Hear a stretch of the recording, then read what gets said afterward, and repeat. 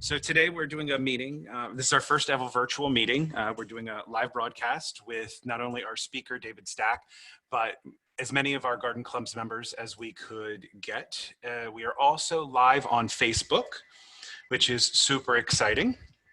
So we should be able to get a very large number of people to join in. So for today's agenda, we're starting with me. My name is Justin Lowe. I am the marketing manager for the Equality Garden Club. And we're gonna start with me. I'm gonna give you guys a little bit of information prior to us moving on to Van, who will open our meeting with normal meeting opening topics, everything he would like to discuss with everyone. Then he will hand it over to our club vice president for some introductions for David Stack, as well as some comments. David will do his presentation. Shortly after, we will do audience question and answers, followed again by a couple of additional announcements by Carl, and then our president, Van, will close the meeting out. So remarks and instructions. So these are just some tips for anybody who's on the meeting now, whether they are on Facebook or Zoom. All audience members are going to remain muted and without video. So you don't need to start your video when you come in. I will just shut it off. We're just trying to keep it as clean as possible. And if you do, if you did join from Zoom, you can go ahead and post questions into the chat. The chat feature should be at the bottom of your screen, depending on what you're using. In some places, it would actually be located in, if you're on a mobile device, it might be located on the right or the left side, but regardless, you should have something that says chat, C-H-A-T. You can open the chat and you can type anything you would like in there. If you have questions specifically about any EGC related topics and or things related to David's presentation, please post them in the chat.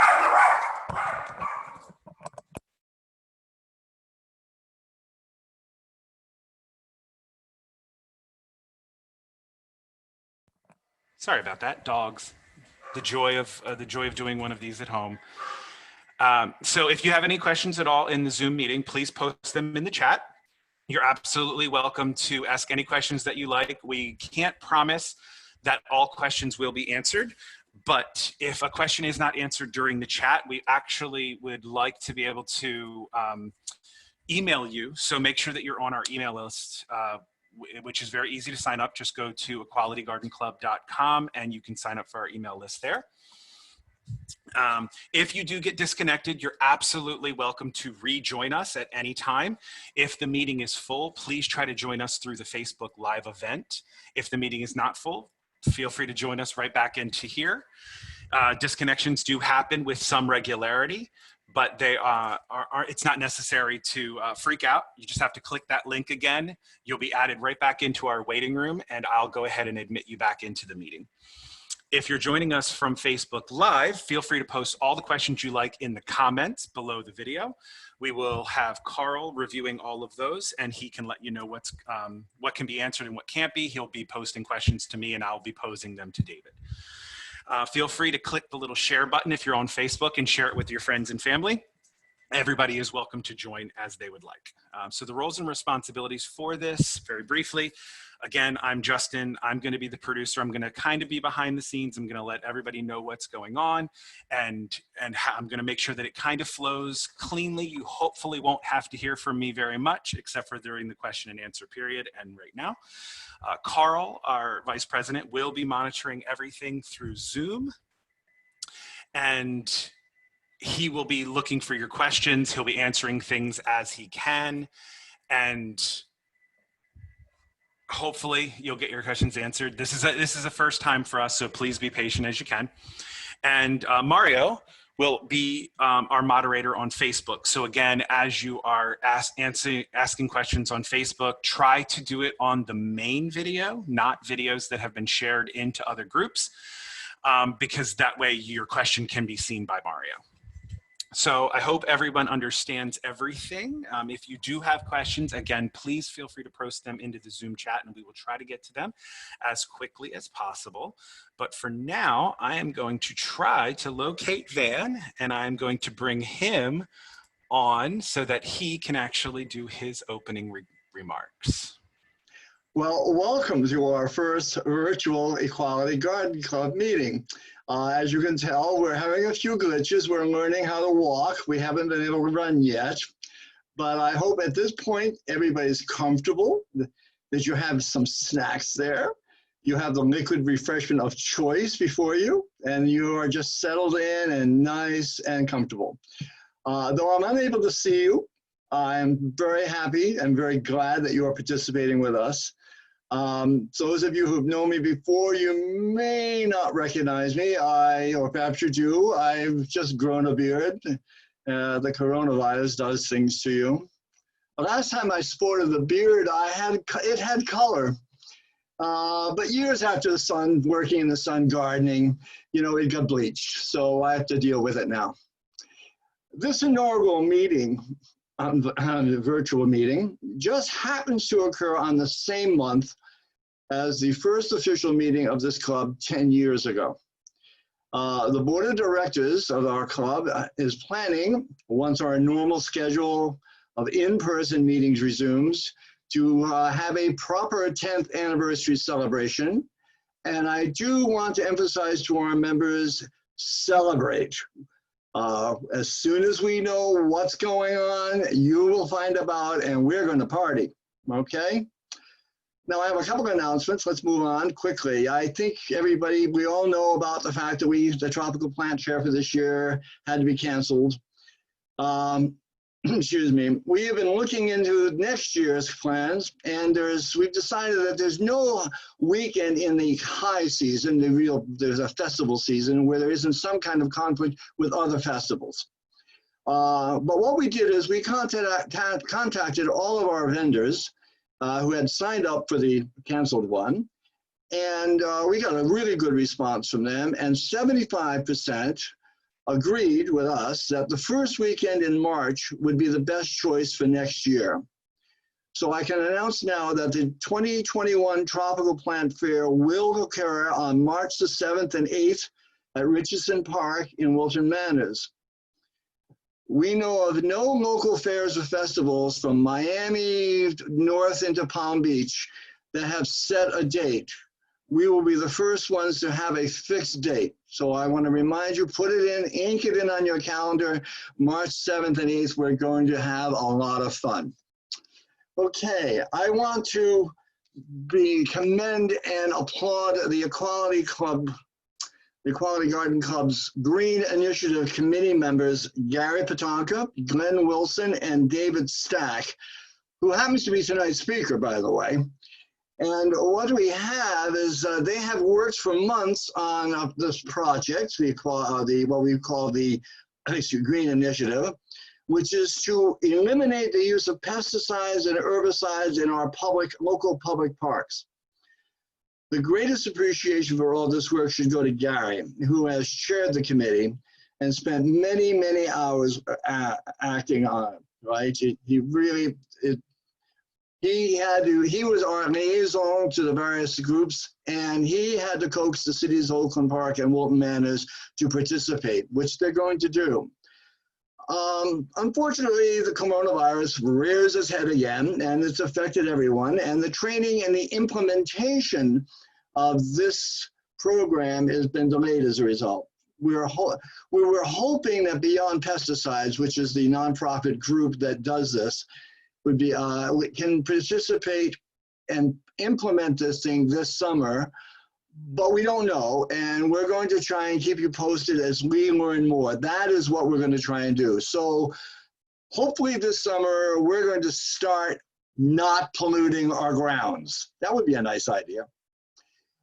Okay, as we settle in for the real reason you're not here to see me, we're here to go and listen to our speaker. So I'm going to introduce you to Carl Shearer. Okay. Members, Welcome to our first EGC virtual presentation. As you can see, these are glitches and I'm not a producer. Please remember that you can submit questions at any time during the presentation. We will be monitoring versus Zoom and Facebook. David Stack of Stack's Urban Harvest has been an avid gardener most of his life. His fascination with horticulture and plant propagation began as a child growing up on a small farm in Southern California. While in high school, he took summer jobs propagating plants and grafting kiwi. When his father built a greenhouse, David spent much of his spare time in his father's greenhouse, basically taking it over. He couldn't wait to get home from school each day to get into the greenhouse. When David moved to Fort Lauderdale, it wasn't long before he realized the many challenges of South Florida has when it comes to growing food. David quickly embraced organic methods, as well as reading Mel Bartholomew's Square Foot Gardening when a master gardener friend lent him the book. At this time, please welcome David Stack, presenting Victory Garden, Growing Food and the Summer Heat.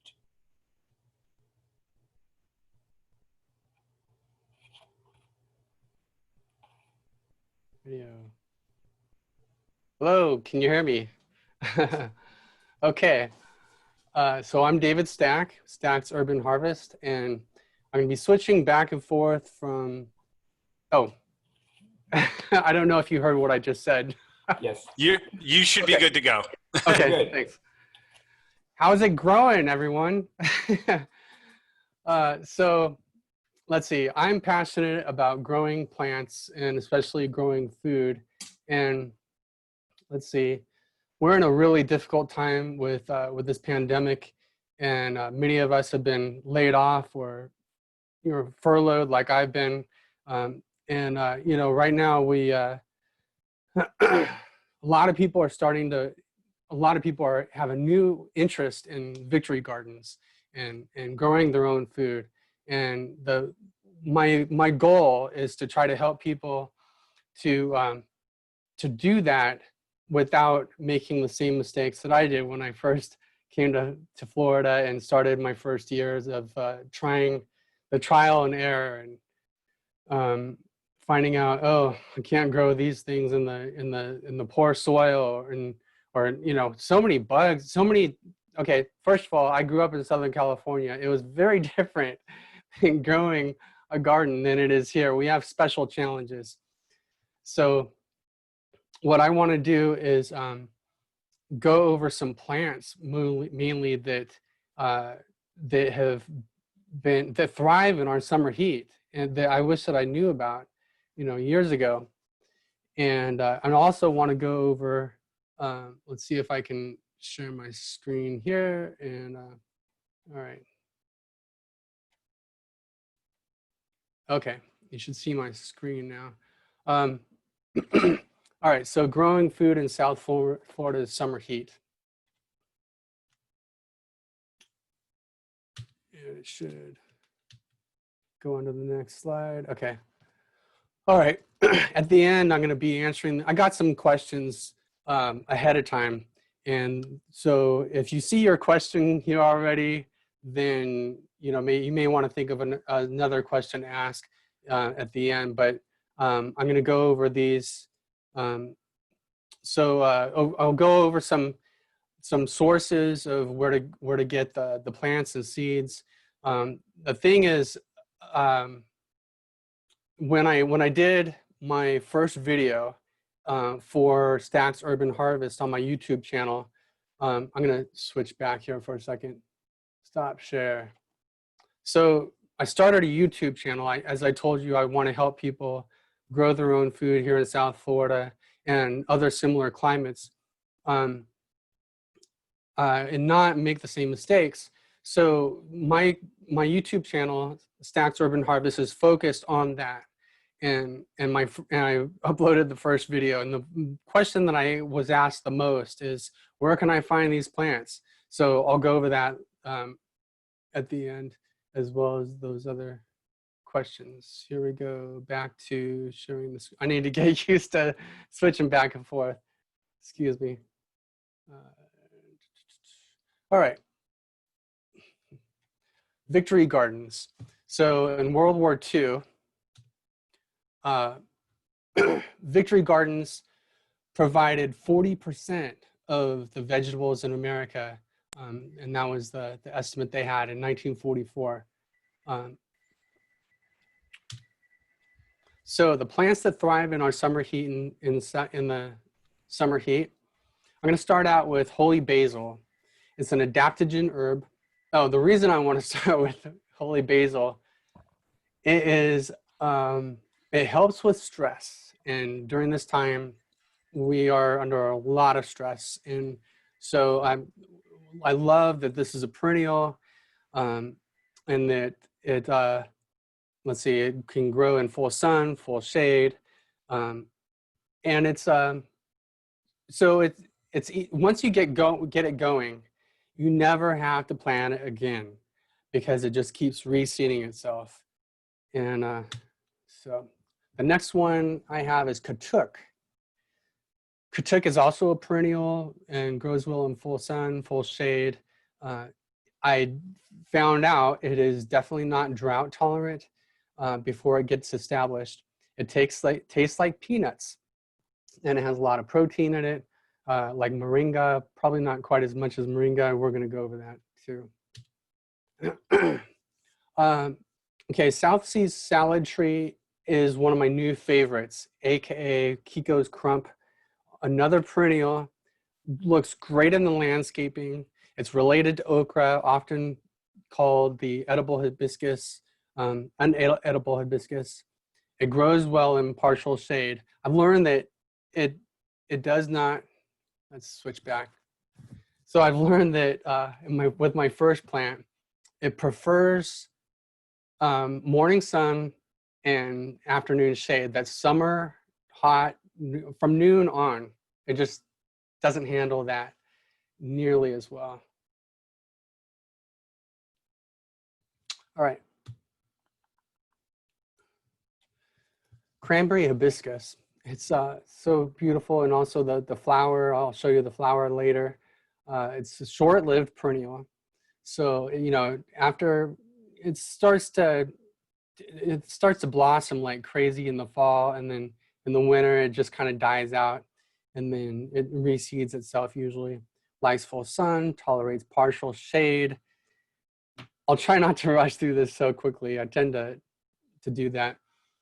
Needs plenty of water, needs fertile, well-drained soil, likes to be mulched. It does get nematodes now and then, not always. That's why it needs to have fertile soil and mulch. Amaranth. There's a lot of different varieties of amaranth. I grow several of them, but for some reason in the summer, I particularly like this one. It's also called red callaloo or red amaranth. And so I grow it for the leaves, even though a lot of people, you know, they know amaranth. When they hear amaranth, they think of the grains. And so then the leaves are so nutritious and full of lysine. It's good for your skin. It's an annual that likes full sun, tolerates poor soil, and needs plenty of water.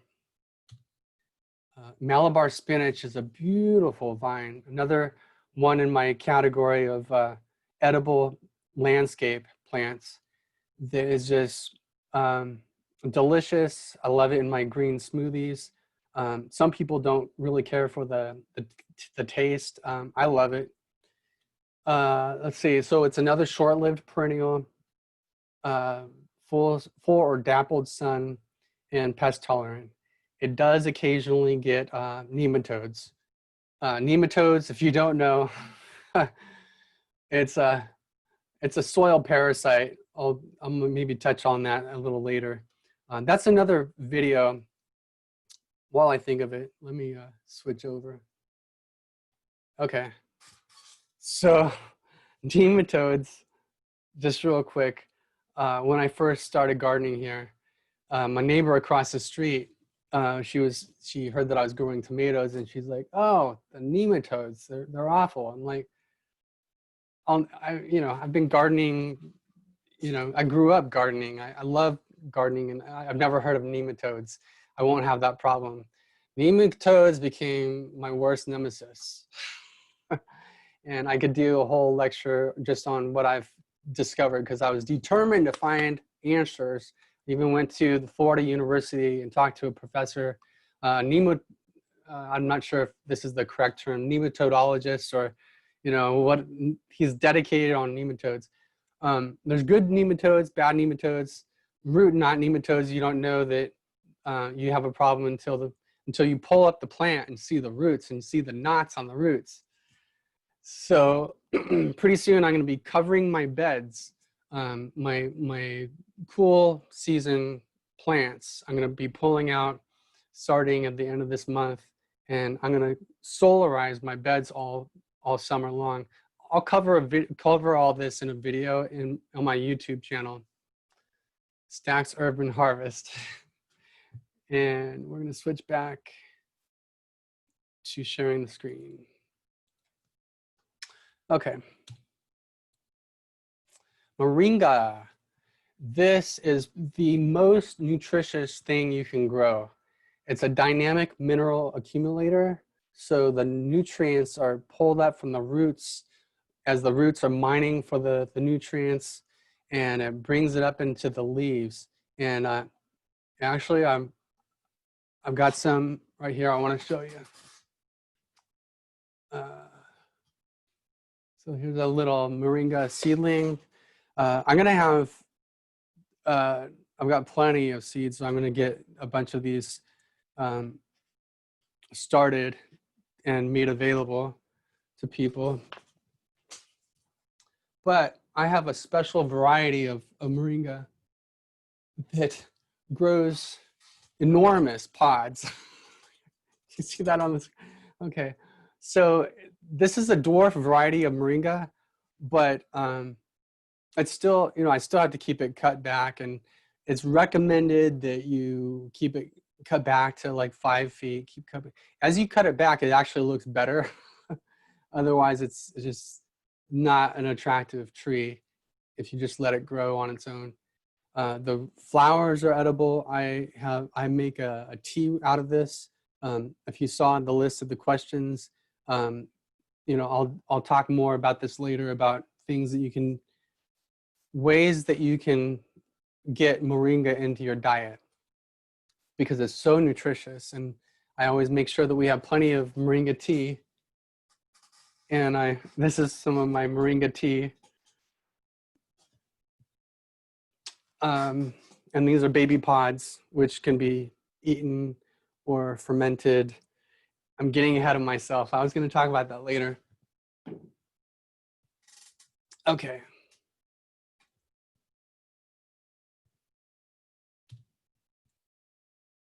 Egyptian spinach. It likes full sun, needs plenty of water, and well-draining soil. So a lot of these things that are called spinach that I'm going to be talking about tonight, none of them are even related to the spinach that we know of. So it's just part of the name. They're not even part of the family of spinach. So let's see. All right. So this is my YouTube channel, my little plug. Please, you know, go on, check everything that I'm talking about tonight. I'm gonna edit down, condense it, and put up on this YouTube channel. So and plus this video, the first video, covers a few other plants that I haven't covered tonight. Let's see. I'm going to stop sharing for a second. And okay. So a couple of things I've got in here that I don't have on the PowerPoint. This is Cuban oregano. And I guess you don't see that very well. Oh, it's a heavy one. I smell it here. Cuban oregano is one of my favorites to grow. Do not just eat this raw. It's very, very strong, but it's great for making teas, medicinal for coughs, and just because of the pandemic. And you know, if it's awful right now. If you feel something coming on, you're like, oh gosh, is that, it's better not be COVID. So, and that's leads me to a point that I want to make is I see food, the way the food choices that we make is food can be our poison or our medicine. And it's really important, especially now, to make wise choices to be as healthy as we can, keep our immune systems up. And so many of the plants that we have are medicinal and, you know, like keep our stress levels down. Let's see, moving on. Yucca. This is one of the best, easiest starches that we can grow. It grows a tuber, and actually, I thought I had a slide on that. Hold on a second.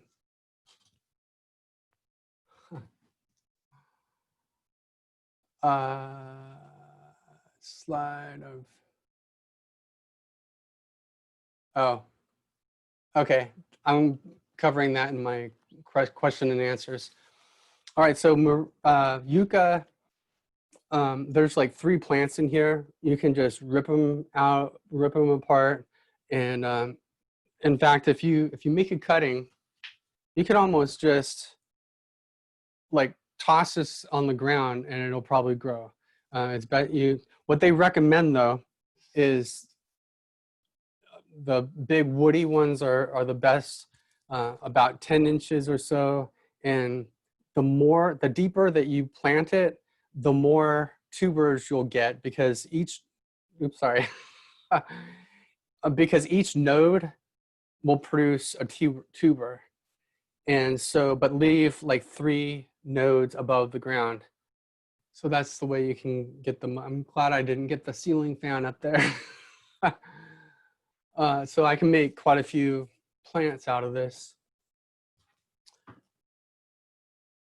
So then, you know, and I want to say something also about, you know, we know about our fruit trees, but then we have subtropical fruit trees that still a lot of people in our community don't know about, like Barbados cherry and the strawberry tree, also known as the Jamaican cherry, and that's one of my favorites.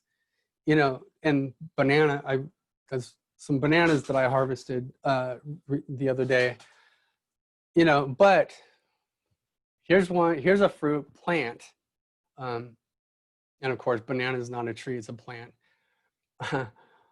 Here's one that I recommend for growing now. If you don't have any fruit plants or trees growing right now, get some papaya going. Why? Because it grows fast, and within months, you know, probably by fall or winter, you will have papaya fruit, excuse me. So let's see, how am I doing on time? Okay. I'm gonna switch back to the screen.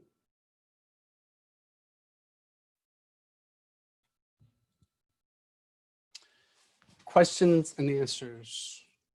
What sorts of plants and seeds do you recommend that are suited for our area?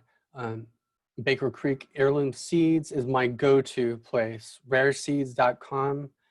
Even though they're based out of Missouri, they are an excellent source. They have growers of seeds all around the world, actually, in different climates. And so, and they go to to all the places around the world to seek out these rare seeds and rare varieties. Tree Amigos Growers in Davie, great guys that work there. I highly recommend it. So Tree Amigos Growers, they just opened to the public. They've been propagating like crazy to get ready for for this. They know that people are wanting to grow their own food now. Then Green Dreams by Pete Canaris is, he's shipping plants from Tampa, another great guy. And, oh, I wasn't in presentation mode. Okay, so here's one of the things that Pete Canaris, Green Dreams in Tampa has available that I want to get for myself. I've just learned about this, and it's just like KATUK, and I didn't mention the KATUK leaves and tubers are both edible only when you cook them and thoroughly cooked. This one the leaves need to be thoroughly cooked for like 20 minutes. But it's extremely nutritious and highly recommended. Next question. What are your favorite and easiest vegetables to initially start with? Answer, longevity spinach. Now, it is such an easy plant to grow. Let's see. All right. Longevity spinach is disease resistant, pest resistant, drought resistant. It's the only thing I recommend is to grow it in either dappled or in the shade, so partial shade. It's super nutritious. It's called longevity spinach mainly because of its anti-cancer properties and other health benefits. So let's see.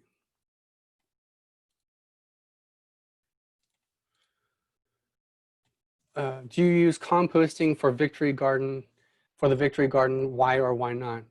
I think you know the answer. The first time I was the speaker for Equality Garden Club, I did a lecture on this. And so this is my compost system. I have 3 of them, actually, 3 tumblers.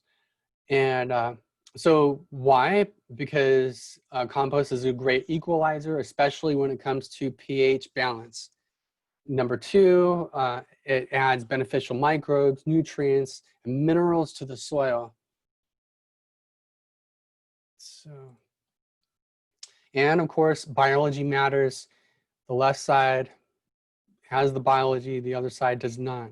We want biodiversity in the soil, and it makes a difference. It really does. And by the way, this picture that I got from Dr. Elaine Ingham, I'm doing, now just a word about what I do professionally is I do television production, and I feel so fortunate that Jeffrey Smith with the Institute for Responsible Technology is having me work on a short documentary with Dr. Ingham, and she's highly respected among the garden community, especially organic and permaculture gardening and farming. And I can't wait for this documentary to come out. I'm just putting the finished touches on it. So anyway,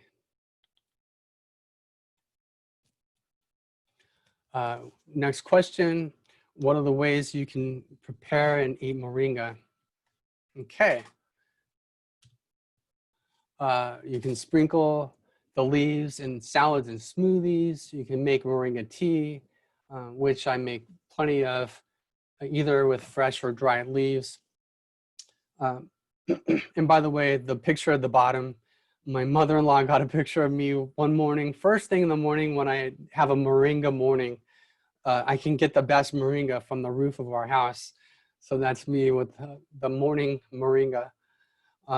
So number 3, you can cook it. I prefer steamed vegetables. So, or you can even, steam the pods or the leaves, I'm sure, if you want.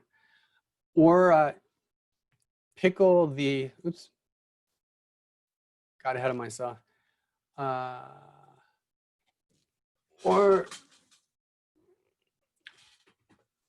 I actually fermented the young pods, and it was like, it actually tasted more like pickles. So it was good. I've learned that as long as it's really like, this is like almost not good. If it's too mature, then it's too fibrous and stringy. So okay, back to cranberry hibiscus. How do you prepare the cranberry hibiscus tea? And this is something that I have not actually done myself. And so I had to look into this. Glad I had this question earlier today. So what people do is they'll take since the flower will only last for about a day. So in the evening, people go out, collect the flowers that have closed, and then or the next morning, and they'll steep it until the hot water has gone to room temperature, and then either let it steep all night, or just, first thing in the morning.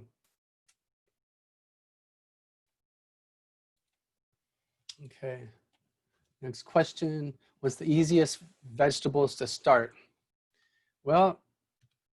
I say for the leafy greens, longevity spinach, and for the starch is yucca by far. And what are some practical ways of dealing with iguanas eating your veggie garden? So, oh my, this is something that I actually posed the question to one of my favorite groups on Facebook, South Florida Edible Gardening and Sustainable Living. Excellent page for what we're talking about tonight. And this is what people have done, building a cage to keep the iguanas out. And the one on the right, you can't really see, but there is that netting on top. People use chicken wire. I guess that's what they use on the left. Moving on. Okay, another iguana question. What summer vegetables iguanas might ignore? And guess what? I posed that question and didn't really get an answer, because fortunately I have not had to deal with iguanas as much. They come around to our pool area, but my food garden is in the back of the house, and I have had to kill one that was back there. But anyway, that I'm pretty sure is the last question. So we're going to open this up to other questions. Okay, David, you can hear me? Yes. All right, so everyone, this is Justin again. So we do have some questions. There have been a lot of questions on Facebook and Zoom, just so you know, but Mario and Carl have been doing a great job of actually answering some of them that you've already answered. But some of the questions that we do have is there a way that maybe we could get a list of all the vegetables that you talked about, so that we could just post it for people so that they can kind of go and do their own research and find the plants themselves? Absolutely, sure. And actually, I have that list. If you go to my YouTube channel video, the first video, the only video that's up there, if you click on see more, and to see more of the information that I put up for that video, you'll see the whole list of everything that I talk about in the video, which I also talk about Everglade tomatoes, which should do okay through the early and mid-summer, but by August, probably not so much. We actually have, not to steal your thunder, but we have Everglades tomatoes year-round in our yard. They are here all the time. Our dogs spread them for us, so we don't have to do the work. They like to eat them, but they do grow all the time here. So I hear you there. Yeah. And just so you know as well, I found your YouTube channel while you were talking about it, and I posted the link on the Facebook live video and in the Zoom chat so people could find it. So that's a great way for them to find that list of veggies for you as well. Okay, thank you.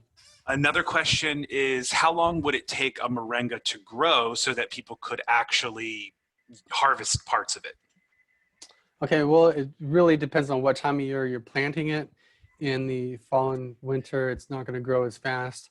Um, this is the best time. Spring is really the best time to plant it.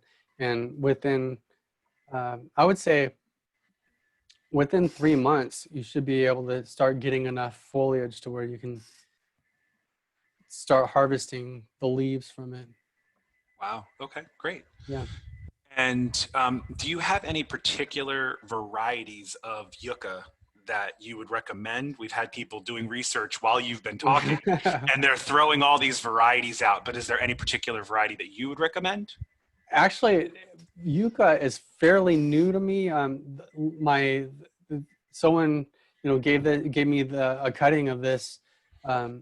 Let's see, for about a year ago, or maybe it was a year and a half or 2 years ago. Anyway, my first growing season of yucca, I had 4 plants, and I had 8 pounds of yucca after 10 months. Wow. So now it's a white skinned. You probably noticed in the picture that I had, it's a white skinned yucca, and I don't know the name of the variety. And I'd love to do a trade if you want to trade cuttings. Anyone wants to contact me about that? We have a purple skin variety, but we haven't had a lot of success with it yet. So I'll let you know when we do. Yeah. No, and I'd like to actually learn a little more about the different varieties. Very good. Do you know anything about how the easiest ways to grow dragon fruit? Do you know anything about dragon fruits? Yes, I've got a couple of different varieties. One from Baker Creek Heirloom Seeds. It's called Edgar's. They say it's known to be the best tasting one, and I have its first blossom out there that should be opening up any night now. And then I've got another unknown variety. I forget if I think it's white fleshed, but I have so many blossoms on it, and we had our first fruit last summer. And do you, what type of conditions do you grow it in? Lots of sun, lots of water. Like what are some of the things that you're having success with? Okay, so I've learned that it grows best in dappled light. It really gets sunburned in full sun. So yeah, and it loves. Here's the thing about the people misunderstand about dragon fruit, and I went through this too. So people assume that it's a people assume that it's a cactus, so you don't need to water it. It loves to be watered. That's what sets it apart from other plants in its plant family. It also loves to be in fertile soil. So feeding it compost, I know people that have fertilized the heck out of it with 10-10-10 fertilizer, and they get tons of fruit from it, and it's just amazing. And I kind of want to steer away from using synthetic fertilizers, and so I feed it a lot of compost tea, and that's another thing I want to do a video on my YouTube channel. Very nice. That's actually good information for me because I have 3 varieties doing very poorly, and they're in full sun and they don't get a lot of water. So I think I understand my problems right now. Yeah. Let's see. We have questions about types of mangoes and avocados. Are you familiar with different varieties and what maybe would grow well here? Or I've got a Chiquette avocado, and I'm actually wanting to graft a different variety to it. I believe it's a B type. Avocado has A type, B type flower, and it gets complicated. It has something to do when the flowers open, the pollen's viable or something. But the takeaway from all that confusion is if you have 2 near each other, an A and a B near each other, they tend to be both more productive because of the cross-pollination that's going on. So I've read. very interesting. I did not know that. Yeah. So my Chiquette, I know I believe it's a B type, which is the same as the Haas. And what I want to do is graft an A type to it. And I'm not really particular on what variety. I just, you know. And so what I've done with Moringa, I mean, not Moringa, I'm sorry, mango, is I have a mango tree that I started from seed. And as I did some research on it, found out that you can get fruit quicker if you graft another variety to it, or doesn't care if you graft a mature scion to it. And I did, and it's however, the variety that I grafted to it was Irwin, and Irwin, it's so similar to the variety that the type of fruit that the original stock is actually producing. So I want to put a different variety on there, something a little more exotic. If you're interested, we grow, when I say we, I grow 4 or 5 different varieties of mangoes. So if you'd like to try any of them, you're welcome to take cuttings from all of them. Okay, thanks. Mangoes can be a lot of fun. We've never tried grafting them ourselves. Let's see. Actually, we have a few more little questions in here, but I feel like they're not, well, you've kind of already covered them. So I think we've kind of covered most of the questions, except you had said, somebody was asking another question about dragon fruit. You had said if you want it to bear a decent amount of fruit, it needs, I think you said, really good soil. Is what you said. Adding a lot of compost and some other type of fertilizer might actually help in that instance. Yeah, it's like I think it might have been on the Equality Garden Club's Facebook page that someone posted just tons of fruit on it, and I was like, well, what are you feeding it? And he said it's a 10-10-10 fertilizer for the NPK, and you know, if you want to go with synthetic, but I prefer organic fertilizers. And so lots of compost and keep the soil nice and fertile. If you do compost tea, or foliar spray with a compost tea. Very nice. Okay, I think that's the end of our questions for now. Did you have anything else before I hand it back over to Carl? Yeah, let's grow together. Sounds good. Thank you so much. Okay.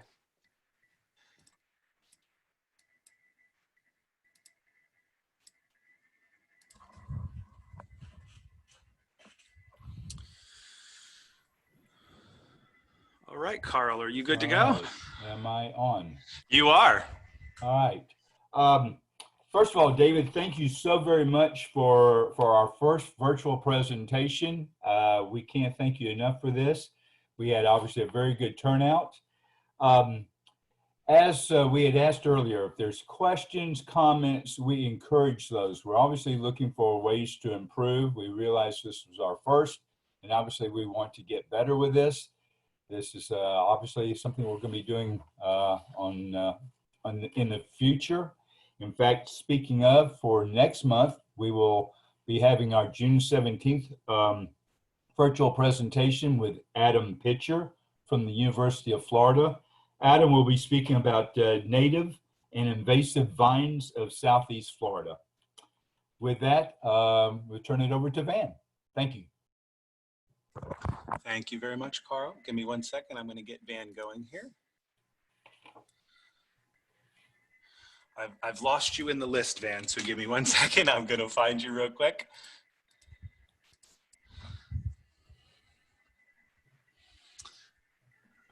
All right. You good? Can you hear me, Van? Yes, I hear you. There you go. We're back. All right. Oh, all right. Thank you. I hope you enjoyed that. Right? It was interesting. I got hungry. Thank God I had dinner beforehand. All right. Right. I've eaten some of those things that he's talking about, and that Cuban oregano is really, really tasty. I strongly recommend it. But it grows like a weed. It's really, really vigorous, to say the least. In my earlier remarks, I made a mistake. I said that our tropical plant fair for next March is going to be on the 6th and 7th. That's wrong. It's going to be on the 6th and 7th. Just remember, it's the first weekend of March 2021, all right? But I'm sure you're going to hear a lot about that as the months progress, because we're starting to work on that already. And we probably have in the neighborhood of, well, maybe around 40 vendors already expressing a very, very strong interest in that weekend for us. Thanks to the speaker, I really enjoyed that. Actually, there was some information I really found interesting there, and certainly informative. I want to remind everybody, though, that we are recording this, and so besides going on David's YouTube thing, which I recommend strongly, if you have a fallback position in the future, I don't know exactly when because we're still playing with it. In the future, we're going to be posting in our website these meetings. So if you want to go and review something, so I missed that meeting, or I really liked what I saw there, but I lost my notes on it or whatever, you'll be able to go back and take a quick look and take a look and a refresher on it. And we think that'd be a really good service for everybody. All right, let's see what we got here. Oh yes, another thing I wanted to mention. This morning I was approached by several people, the City of Oakland Parks manager, and also the president of the Million Orchids Project. And they are trying to get interest in people bringing in native and specifically broward seedlings, and to repopulate our counties with native orchids, which there are a number of them. Some of them ground, and many of them, of course, mostly up in the trees as people think of them. We're just exploring this. The board has been made aware of all this already, and they're expressing some interest. And as I get to see some information about this and more details, we're going to be looking into possibly being sponsors with them, hopefully for both the cities of Oakland Park and Wilton Manors. But we want to go into more details. We need the specifics, and I'll keep you guys posted, because I think many of our members would be interested in participating in this.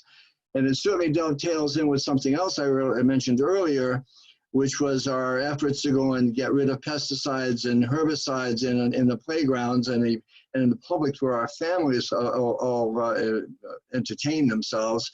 So I'm very much a strong advocate of going back to nature, and I mean nature. But anyway, I will definitely upgrade you on that. I want to thank you for participating with us. I hope you enjoyed this. I really do. It's not as good as meeting people in person, and I don't like looking at myself. I must be rather looking at you guys, but I can't help that. Maybe soon, hopefully. But in the meantime, we're going to continue doing this, and I think we're going to get some pretty good speakers here. And I really encourage you to use our website. Come in and ask questions. Tell us what things your ideas are, comments. Tell us how to improve it. Tell me if I should shave my beard off. I want to say good night to you all, and I thank you very much for your participation. Good night.